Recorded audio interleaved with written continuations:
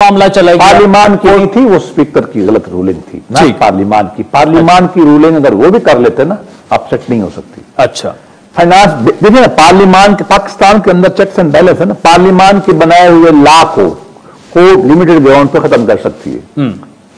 हमारे यहां हद से बढ़ जाते हैं, कर सकती है, लेकिन अगर पार्लियामान बिल पास नहीं करती, उसको आप डायरेक्शन नहीं कर सकते। अच्छा, कभी भी नहीं, कभी हिस्ट्री में नहीं हुई, ना होगी।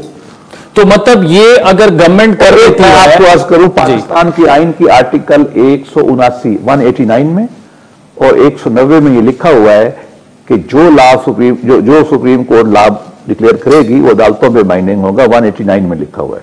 190 में लिखा हुआ है कि सुप्रीम कोर्ट के सारे फैसले बाइंडिंग होंगे कोर्ट्स पर, एग्जीक्यूटिव पर। अच्छा, नहीं आती पार्लियामेंट पर बाइंडिंग नहीं, मुमकिन ही नहीं है, थ्योरी के खिलाफ है ना। पार्लियामान ने कोर्ट बनाई है, ठीक है। अच्छा, एक बात और बताओ, लोग नहीं कह रहे, ये दो आइन बताते हैं, ये आर्टिकल आइन के कि इलेक्शन कमीशन ऑफ पाकिस्तान जो है, इसको सुप्रीम कोर्ट डायरेक्शन नहीं दे सकती। मैंने कई केसेस में इलेक्शन कमीशन को यह खुद लिख के दिया है, कहा भी है, क्योंकि आइन ने बताया हुआ है कि सुप्रीम कोर्ट की डायरेक्शन बाइंडिंग किसकी होगी, अगलिया पर और एग्जीक्यूटिव पर। इलेक्शन कमीशन खुद जो है ना, ये न एग्जीक्यूटिव में आता है न जुडिशरी में आता है, ठीक, ये सुई जनरस है। ये सर आपका पॉइंट है, लेकिन इलेक्शन कमीशन ने तो वो ऑर्डर तस्लीम कर दिया ना, शेड्यूल।